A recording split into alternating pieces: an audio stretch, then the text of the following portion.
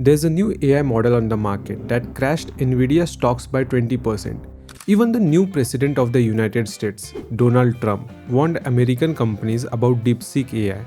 The release of DeepSeek AI from a Chinese company should be a wake-up call for our industries that we need to be laser focused on competing to win. But can it make a game?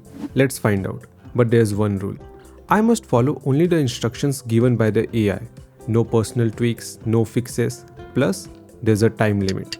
Just 15 minutes. To keep it simple, I asked DeepSeek to generate code for a Flappy Bird game in Godot. The game should have a high score display and 3 lives per attempt. Yeah, I know that's a lot to ask from a single prompt, but honestly, I'll be happy if DeepSeek can even make a basic version of a game by itself. After all, it can't see what's on my screen, and game development isn't just about coding. Everything needs to be in the right place at the right time, and I haven't seen any AI nail UI perfectly yet. Anyway, let's send this prompt to DeepSeek. Oh, the server is busy. Reminds me of the old days of ChatGPT. Let's try again. This time, after thinking for a full 35 seconds, DeepSeek finally responded with a super long list of steps to follow. The first step was to set up the project. Done. The second step was to create a bird scene. Did that too.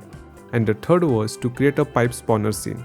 Following all the steps one by one, I managed to build the game in about 7 to 8 minutes. But when I ran the game, the pipes were missing. So I told DeepSeek AI that the pipes weren't spawning. It suggested a few fixes, but none of them worked and time was running out. I thought the issue might be related to the textures I was using. Since the AI couldn't figure out the correct size and position of the textures, it might be struggling to place the pipes correctly. So I decided to go super basic. I told DeepSeek to start from scratch and use shapes to create the bird and pipes without relying on external assets. After another 20 seconds of thinking, it gave me a fresh set of instructions and I felt pretty optimistic this time. I followed them exactly as DeepSeek instructed, but again, all I saw was a lonely yellow dot, no pipes. I told DeepSeek again, and this time it gave me steps to debug the code.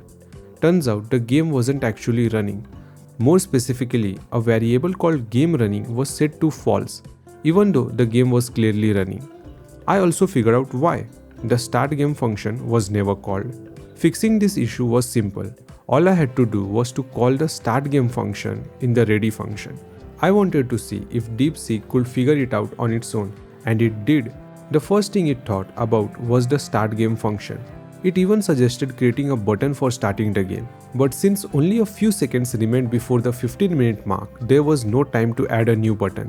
When I told it that I don't want a start button, it gave me a version of the code where start game was called in the ready function. I ran the game, and finally, the pipes appeared. There were still issues to fix, but the 15-minute timer had run out.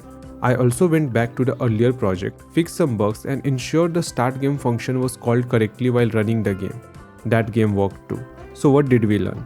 Well, the AI didn't create a perfect game, but it got surprisingly close in a very less time. If you know what you are doing, AI tools can seriously speed up development.